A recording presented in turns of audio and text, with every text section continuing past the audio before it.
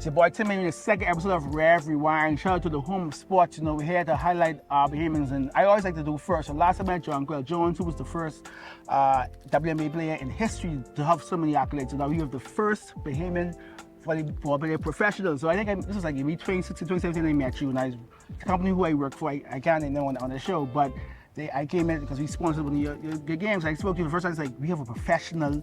I even know, like, you know, of course, girls, we think about football, basketball, you might even see baseball, softball, but nobody thinks about volleyball. So tell me, how in the world, take me from your original journey.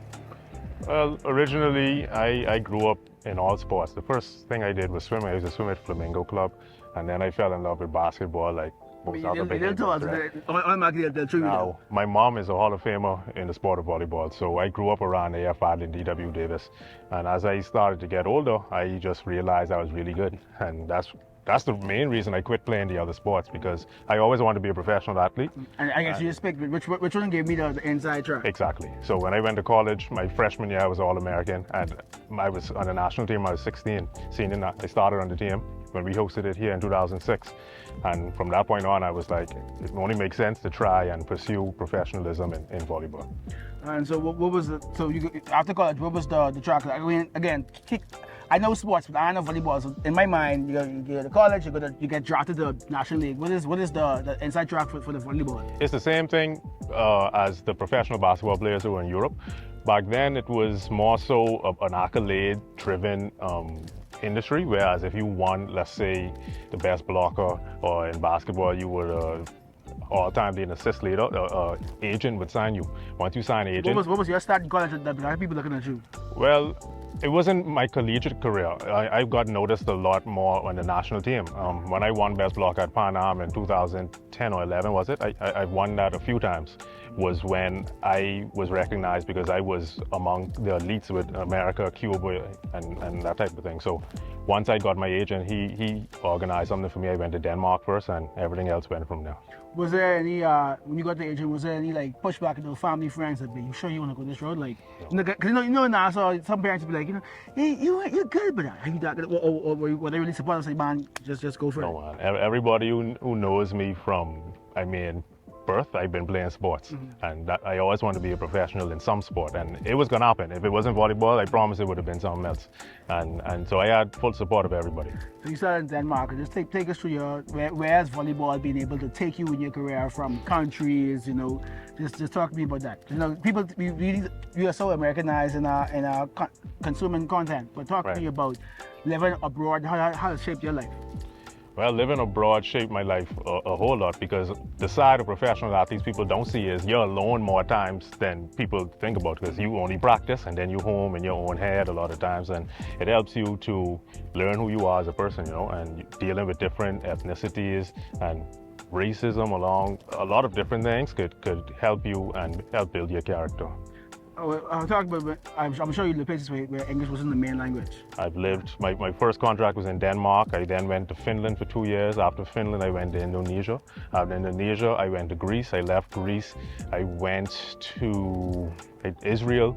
After Israel, I went back to Greece for another 2 years. I went to Montenegro. And these are all contracts I signed 1 year, because I believe that was the best choice, especially when you're dealing with Europe. Keep your options open. The European market, like I said, basketball, volleyball, soccer are all the same.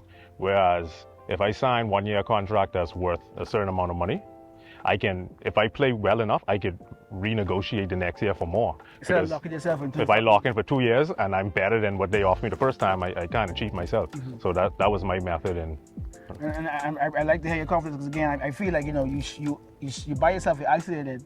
And what if, God forbid, you get an injury, or you have that belief in yourself that I'm going to push you, I'm going to make it? Well, God has blessed me. I haven't had any injuries in my career, and I'm still playing. I captained the national team this past summer, and the injuries that I may have had were minor. Ankles. That's all. So I've been blessed. And so now, you were the first, but now we have other professionals. Talk to me about maybe any type of advice you gave them, or any mentoring you did, or how do you feel seeing that you were the first, but you weren't the last? Right. Well, my mom is the president of Defenders Volleyball Club. Her and the late Devin Smith. And the goal of Defenders is to get people an education. And through that, I guess I inspired some of those young men, and I assume some young women who are trying to be professionals. And I assisted with, when I was home, the little that I can. And now we have a few more guys, and eventually we'll be like the basketball team. We've accomplished a lot more.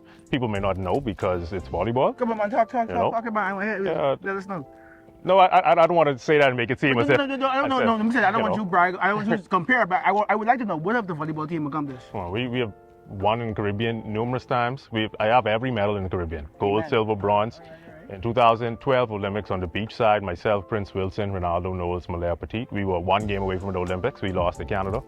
And as we can see, the journey the men's basketball team is on, it's very difficult coming out of our region. Of course. So for us to get to that point... We're so close to America, so that just opens you up to... They have way more resources and a bigger population. So I always tell people, like, we are so small, but we up there with Titans, you know? Right. So around the years between 2014 and 2016, we were ranked top 30 in the world, and that's the most that most team sports have been in, in our country. And Bahamians have a lot of talent. We just need to piece it together. And I wish the basketball team luck. I don't want to focus on them, but I know what journey they're embarking on, because I've tried. And of course, those type of things, they mean so much to our country. Like again, yes. I spoke to Joakim Noah last week at the Hennessy and Hard in the Paint thing, and he's talking about like how y'all get the basketball. I told him about Clay's father, and then you got the Buddies and the Red Foxes. He's actually watched so many Lakers and Celtics. So like, people understand, reason why there's so many Lakers and Celtics because of Red Fox who play for both teams. Right. Like, so seeing y'all in these big events will inspire the youth under us. Right, no? right. And I have to, and I don't want to single him out. I have to give a shout out to Keno, because when I was in Israel, he was in Israel, and I have to shout him out solely because I know he has his fingerprint on a lot of the young athletes coming up, and it's showing. Like, our team is doing really well. Very proud of that. And I'm just talking about the recent term you guys played. I think it was Suriname. Yeah, Caribbean Championships. Correct. We didn't do as well as we wanted to for many reasons. But again, we are a rebuilding team. The championship team that we had over the years, a lot of guys are now in their 40s. And so we have a mix now, old guys and really young. So the experience level as a team isn't there yet. But I'm sure within the upcoming years, we'll be back where we were and possibly better. And what's next? So what's the next tournament you guys are striving for? Like, what's next? So we can start, telling people to focus on you guys. Right. So how it works, again, similar to basketball, you have to go into the Caribbean Championships first. Once you place there, then that would take you to Nausicaa. Nausicaa is similar to Northern America, Central America, and so on. From there, you have Pan Am Cup, Pan Am Games, those type of stuff. And based on your ranking, you are invited to Olympic qualifiers, etc. So seeing that we didn't fare too well in the last tournament, we have to start from the ground up again in placing in the Caribbean Cup in order to qualify for those other tournaments. And anyone watching this, up and coming, anyone to get in, you mentioned the Defenders, and just let them know how they could, be a part of this volleyball journey. They in school, they think, I think I could take the next step. Yeah, we have a lot of clubs that are trying to rebuild the sport. I think the volleyball community has dropped off a little bit, but like I said, there's a lot of opportunity in the sport, and if you know anything about Europe, volleyball in Europe is massive. So for those who are interested, you could contact myself. Jason Sanders is also doing a good job with the young ladies at Albert Ingram, and there's a few more that I can name, but those three in particular are those who are boots on the ground for volleyball. This has been Mr. Byron Ferguson and about TIMMAY, and this has been the second REV Rewind. Please stay tuned to the Home of Sports. We keep you up to date to our young, thriving Bahamian athletes.